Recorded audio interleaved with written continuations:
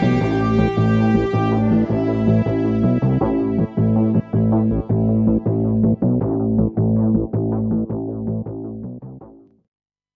afternoon, welcome to the UK Column News. It is the 16th of September 2014 and it's just got myself, Louise Collins, Brian Gerrish, Mike Robinson and the Elf are here in Plymouth.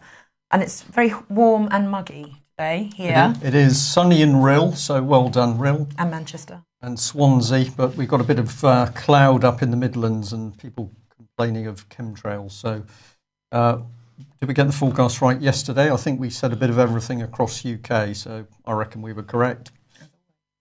Mike's going first. Scotland. Yes, this was the front page of the Daily Record today, and I thought it was really fantastic, as you can imagine. David Cameron, Ed Miliband and Nick Clegg have signed what the Record here is calling a joint historic promise, which guarantees more devolved powers for Scotland and protection of the NHS if there's a no vote. Now, of course, we mentioned this last week because it was actually Gordon Brown whose idea this was, and he was promoting this like crazy, and I was calling this Plan C. So Plan C was this, actually, even the Record admits that it was Gordon Brown and the Scottish Labour Party which negotiated this agreement. And I just thought that this was a particularly fetching front page with a fantastically wonderful little picture of the three of them together at the bottom.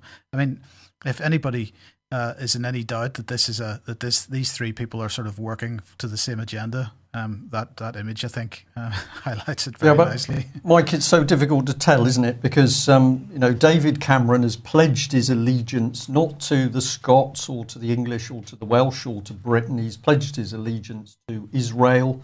He says his faith and belief in Israel is unshakable.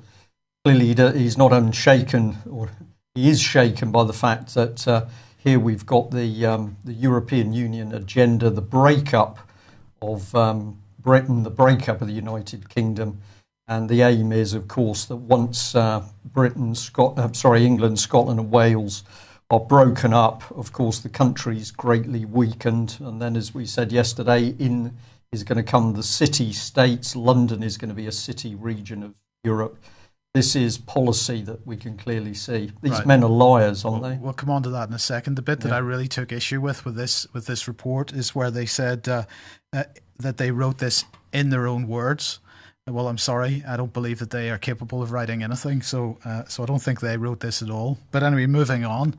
38 degrees then, showing their true colours as well, because if anybody had any doubt about where 38 degrees stood, this article says it all, because they're absolutely promoting the European breakup of the UK into regions.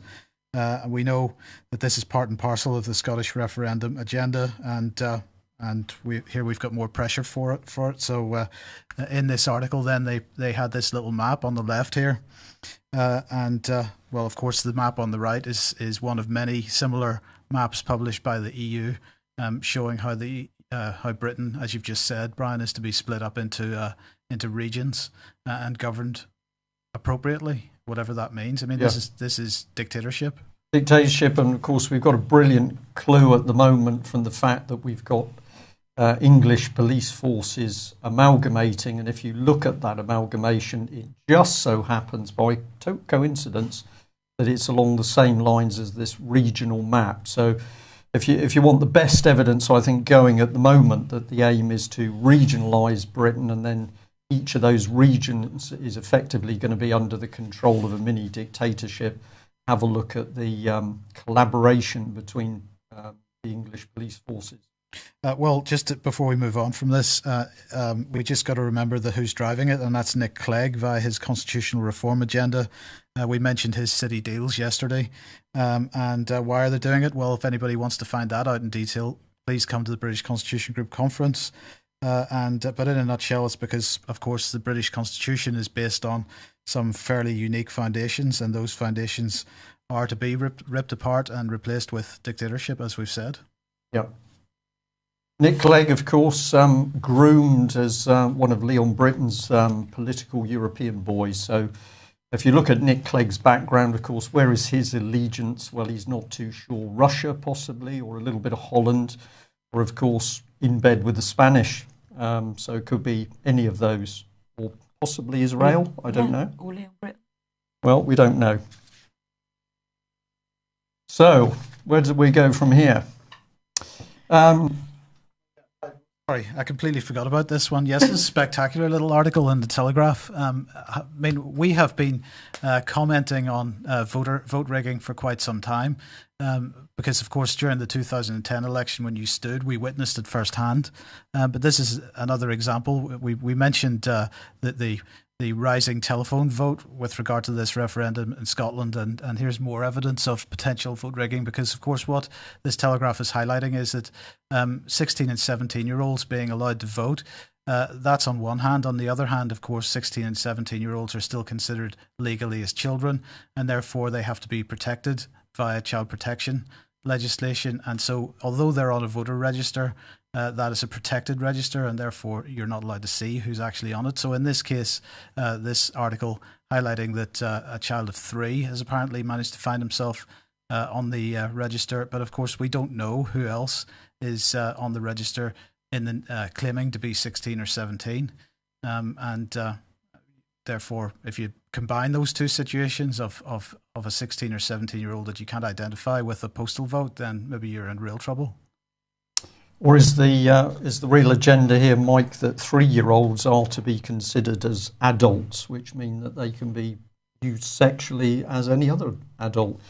Maybe we're seeing the Alex Salmond's drive towards a very interesting sexual liberalisation of Scotland.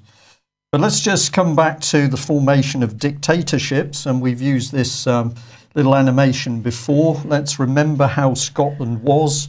It had 8 separate police forces. Of course, if there was fraud, corruption in any one of those, you at least had some chance of getting in police from one of the other areas to investigate. But under the hand of Alex Salmond and Kenny MacAskill, what has happened? Well, if this works, we should see that there's been a change. Well, there has. We've transformed Scotland from democracy to police state. So those 8 police districts have gone. There's now only Police Scotland, one police force for the whole of Scotland, controlled by, in fact, 3 men. But it's Sir Stephen House here, the Chief Constable, his friend Kenny MacAskill, Cabinet Secretary for Justice. Absolutely no separation of powers in Scotland. The police and the courts and the political system in bed together. If we just bring in the other part of that, well, here's the question. If there's a problem, a Holly Gregg type problem, for example, who is going to investigate the police and the police themselves? And what's the characteristic of a dictatorship? Well, it's power concentrated in the hands of a few, and those people are totally unaccountable. So it's pretty easy to see what's building north of the border. But at least a few people in Scotland have been speaking out. And the Telegraph here carried an article about the daughter of Alex Salmond's old teacher, who's been telling the First Minister to stop invoking her father's memory. Well, we just pulled out a bit of that article because it's quite interesting. She's accused him of creating divisions across Scotland. She said her father would have been appalled by the intimidation, violence and vandalism caused by Salmond's referendum. She said that freedom of speech is under threat. Relationships between neighbours are now threatened if you indicate which way you're voting. That brings back to your point over the votes there, Mike. And for these reasons and many others, on behalf of my family, I respectfully request that Mr. Salmond never mentions my father in public again. As were he alive, he would be appalled at what is happening across our country. So we've got to say well done for speaking out, this lady. People beginning, I think, to see through Mr. Salmond. That's a lot of depth to see through, but you can do your best. And then what's Mr. Salmond been up to? Well, of course, he's made sure that Robert Greene, whose only crime is to try and protect children for abuse, has now been held under house arrest in Warrington for 119 days, having to report to the police daily. His trial on unknown charges in Scotland is not until January 2015. Remember that he's been in prison twice for trying to protect children, And remember also, it is a fact that Alex Salmond's personal office either lost or destroyed key documents relating to the abuse of Holly Gregg case. So it seems it's trust Mr. Salmond with the country, with the police force, with justice, and with the safety of little children. Personally, I don't think that those north of the border are that silly. We'll watch what happens. Are we about to see the European Union achieve a massive step forward in a successful breakup of UK? We'll see. Sticking on the issue of children, we're delighted to come back on the topic of abuse victim and whistleblower Melanie Shaw, still held in high security HMP Peterborough. No substantive evidence brought against her by the Crown Prosecution Service for 54 days. According to the regular updates members of the public are getting from Melanie, held in solitary confinement, denied long-term medication, denied treatment for her leg ulcer, denied her psychiatrist, denied regular visits from her family, and she's been bullied. Her mail has been withheld, and she's been locked up for 23 and a half hours a day. We can also now say that Melanie has apparently been represented in court by a solicitor's clerk who was identified by the judge on one occasion as a solicitor. We're looking into this further, but it seems to be gross misrepresentation going on by that law firm. And we'd like to bring your attention to this lady, because ultimately it's her power that has put vulnerable abuse victim Melanie Shaw in prison. Here she is, Alison Saunders, the Director of Public Prosecutions. And we're just ramming home this point that after 54 days, Alison Saunders has been unable to produce any quality evidence against Melanie in order to get her through a court hearing and find her guilty. So we're going to ask what Miss Saunders' real agenda is with victims. Well, let's just say here's the victim, and we think this is a woman beginning to live her own reality. Of course, is she Director of Public Prosecutions, or is she actually a journalist? Well, here she is, picking up a little bit of kudos in the Independent, and she's got some very interesting things to say about stalkers. As more stalkers are prosecuted, we must ensure that we're adequately protecting their victims. Let's have a look at that. Of all the crimes I've ultimate responsibility for prosecuting, those of stalking and harassment must be amongst the most unpleasant and the most cowardly. Stalking threatens people in their own home, when they're at work, out socialising, psychologically traumatic for the victims, and in the most extreme cases it can lead on to serious physical violence. Now, we're not underestimating the severity of stalking. We're just amazed that this woman is not talking about the abuse of youngsters. She goes on, a victim of sexual assault recently told me she could have been spared a year's worth of worry about giving evidence if someone had just told her more about what to expect in court. Well, we'd like to say remarkable that what Melanie Shaw now expects in court is to be banged up in prison with no evidence, according to the public present, produced by Alison Saunders and the Crown Prosecution Service. So let's remind people about Alison's background, if I can just bring it up. We've shown you this before, but let's think about it. Freedom of information request asking if this lady was connected with Common Purpose, and the response came back that they made a bit of a mistake. We answered that Alison Saunders was a graduate of Common Purpose and gave the details of Leeds University 1982. But in fact, Alison was a graduate of Leeds University, but is not a graduate of Common Purpose, nor has she undertaken any training. So confusion in the Crown Prosecution Service. We did attempt to speak to the Crown Prosecution Service this morning, but nobody was at home, apart from the poor gentleman on the switchboard, who apparently is dealing with legal matters. Well, of course he's not. He was embarrassed. He didn't know what to say. But what's going on in the CPS? Well, this was the Mail report, which we highlighted because the Mail seems to think this lady is connected with Common Purpose. It's all very confusing and very murky. But remember, Alison Saunders, according to the Mail, connected common purpose, but seems her number one priority is stalking and not child victims of abuse. So what do the CPS have to say? Well, this is a letter. They said it's private. I don't believe it's private. It's my personal letter now, and I'm happy to show people. So this was sent to me by Janine Smith, the Deputy Chief Crown Prosecutor. She was suggesting that I wanted to make a complaint, which I don't. I'm very happy to continue reporting to the public what is happening around Melanie Shaw. And what have they got to say? I appreciate you remain unhappy with the decision to prosecute Ms. Shaw. However, I can assure you that the decision was made in accordance with the code. Okay, well, that's interesting. So here's the little booklet, and notice the cartoon characters. So we thought you'd like to meet some of the cartoon characters from the Crown Prosecution Service. Let's see what they say. Well, here is the code for Crown prosecutors, the decision whether to prosecute. And here they're saying prosecutors should identify and, where possible, seek to rectify evidential weaknesses.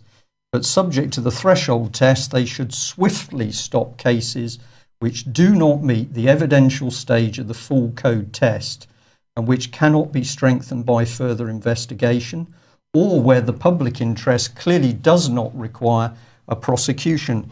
So here we've got a very vulnerable child abuse victim fighting to run a normal life.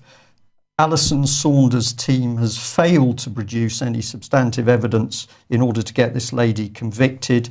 She's still held in prison on remand. And are they making up these rules? We will see. Let's have a look at them. This is part of the team from the office that sent me that wonderful self-congratulatory letter. Here's Steve Chappell, the Chief Crown Prosecutor. He's worked all over the place: North Wales, Staffordshire, Lancashire and Nottinghamshire. He's one of the complex casework unit people, so highly experienced. But he's been in all the key areas of problems with children, presumably, of course, driving home prosecutions against paedophiles. And here's the lady that didn't want to sign the letter to me. She obviously left that to her PA. She was a solicitor in 1989. She's actually still a solicitor, but now she's in charge of the strategic direction and performance management for all magistrate courts matters. And she recently got an award from the Nottinghamshire Law Society.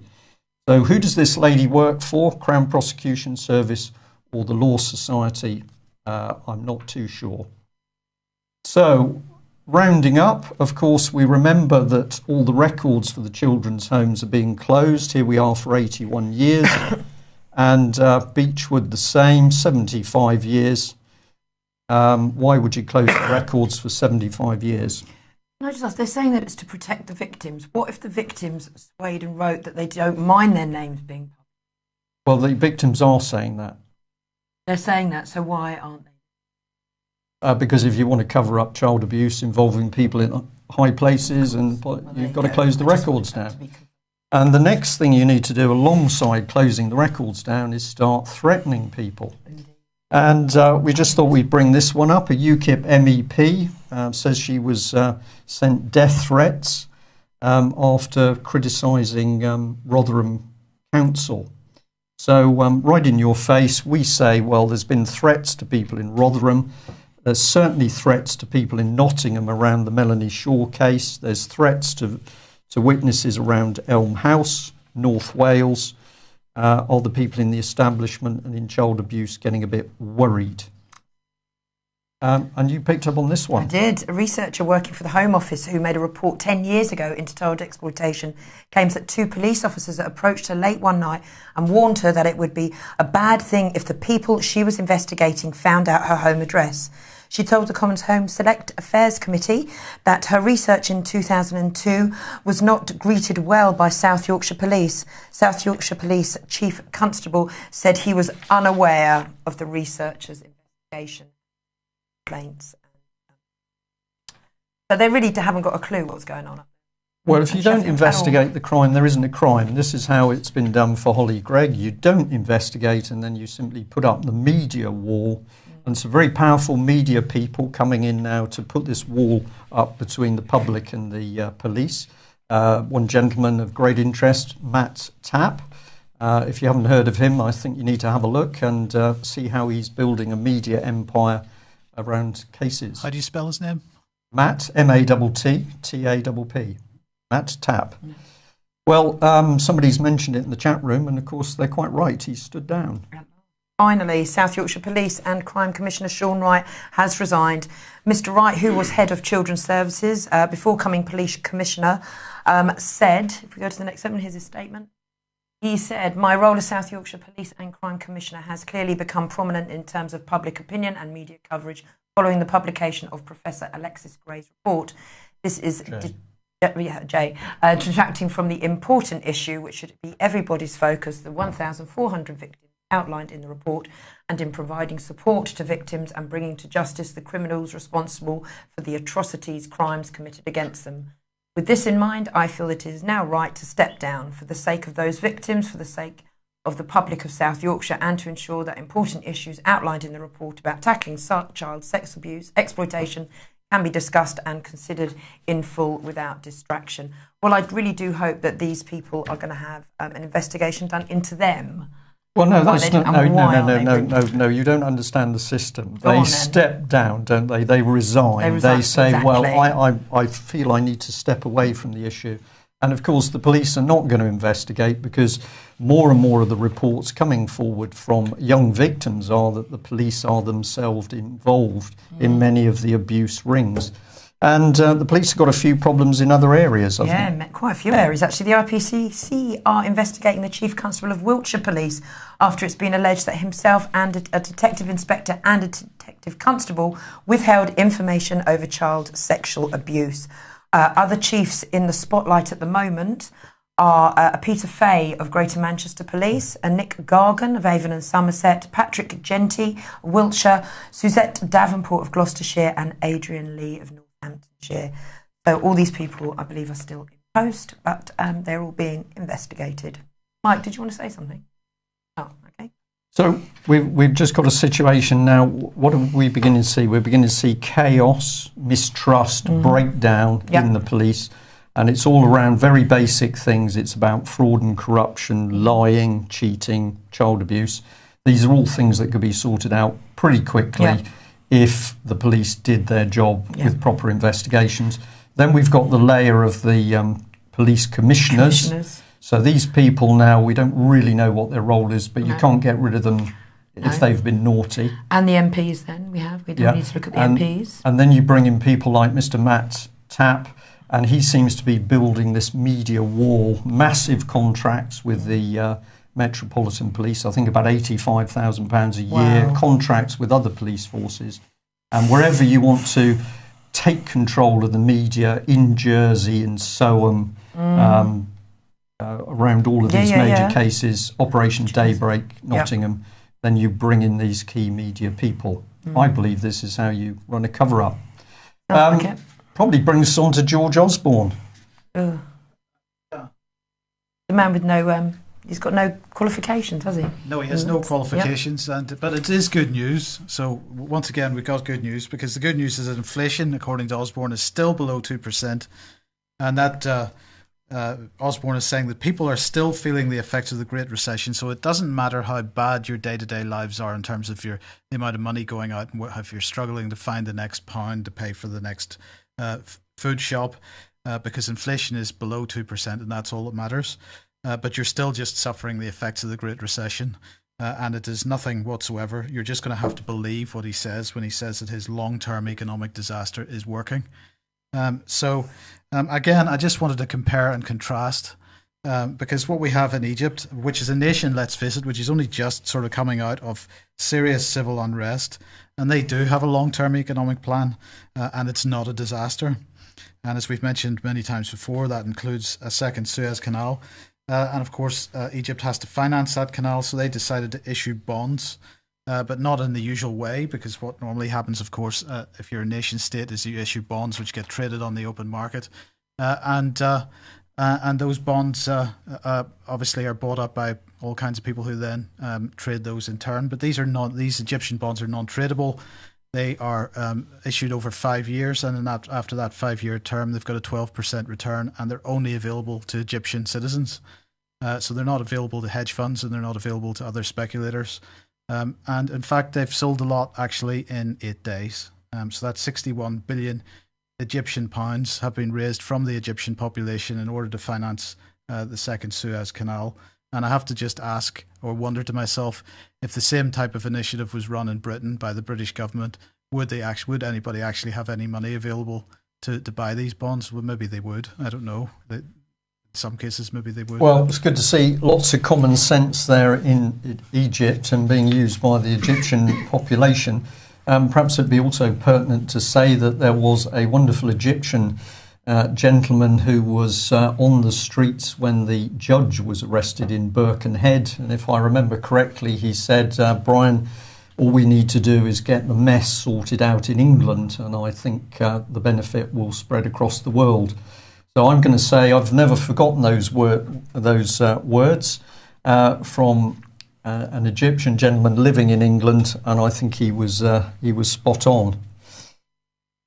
Well, we have mentioned the NHS over many editions of UK Column News, and I think you mentioned David Cameron there talking about the NHS north of the border. Or was that my imagination? Of course, David Cameron promising that we're not doing anything with the NHS. Well, I believe David Cameron is a consistent political liar, I think is the correct word. Let's have a look at this, which we've just come across. We stumbled on Navigo. Welcome to Navigo. We like the bright colours. We like the little cartoons. This is obviously designed for children. Well, it isn't. It's designed for us, the public. It says our mission is providing services we would be happy for our family to use. That's the families that haven't been broken up by the government. And where has this little organisation come from? Well, do go and have a look. It says that Navigo Community Interest Company is a not-for-profit social enterprise that emerged from the NHS to run all local mental health and associated services in North East Lincolnshire. So if you've got problems with mental health, the way the mental health is being run in this area, you're not actually dealing with a public body anymore. You're dealing with this community interest company, totally unaccountable. But if we can just bring it on screen, we didn't do much work on this. We'll leave it to viewers and listeners to have a look. We were fascinated to find this lady, Janine Smith. She's staff representative. We couldn't help noticing that she's been working for the transformation of mental health services that have led to the creation of Navigo. Now, remember, it's only the UK column that's talked about the 1 million change agents inside the NHS. Have a look at UK column website. And she's been involved with common purpose leadership development. So seems like she's proud of it. She's proud. She knows how to lead outside her authority. But the one that I found, I'm going to use that amazing American word, which is scary. Here she is, best interest assessor under deprivation of liberty safeguards. So here we've got an unaccountable organisation with common purpose people who believe in leading outside their own authority, and these people are going to be in charge of determining whether you have liberty or not. Scary. I think the thing that is particularly scary about this, we highlighted this a few weeks ago with Francis Maud bragging about how many government or sections within the NHS and within government departments had been spun out into mutuals. Now, this has obviously been spun out into a community interest group, allegedly. This is big society, Mike. Yes. This is what big society is really about. Absolutely. And as you say, totally unaccountable, and still totally vague as to whether or not these organisations, even though they've been spun out and are providing the same services that were provided by public sector in the past, will absolutely be subject to freedom of information on a long-term basis. So you've got to ask, where is the accountability? There isn't any. No. Well, just think back to Alison Saunders from the CPS. Of course, what was she talking about? She was talking about stalking. And I believe she does actually regard stalking as being totally high profile, because with stalking quickly comes people being vexatious. So anybody who wants to really ram home questions to the Crown Prosecution Service or the NHS or the local mental health teams, you're going to brand them vexatious, and probably somebody like Janine Smith is going to deny them liberty, and those decisions will be made behind closed doors. Apparently they're partners with Virgin Care as well. Really? Interesting, yeah. Oh. Virgin Care that's taken over a lot of the stuff down here in Devon, children's services included. Okay, well that's interesting, isn't it? Because Virgin is, who's the gentleman's name? Branson. And he's working on tourist trips to Mars or something, isn't he? Something like that, yeah. I don't know, perhaps Janine Smith should have words with him. Okay, well, anyway, what are our MPs up to, apart from lying to us? Well, they've broken records for expenses claims. Travel and accommodation topped 103 million. Staff salaries 80 million. Office costs 11 million. We've got utility bills at 6.9 million. Rented homes was up as well. 4.5 million was claimed for travel and substances. And the IPSA chairman Ian Kennedy said reforms to the system had saved 58 million over 4 years. He said such is the progress made since the scandals which came to light in 2009. Our work is attracting the attention of parliaments around the world. Hello? And here we go. This is the breakdown of expenses. Mike, what are you chortling over?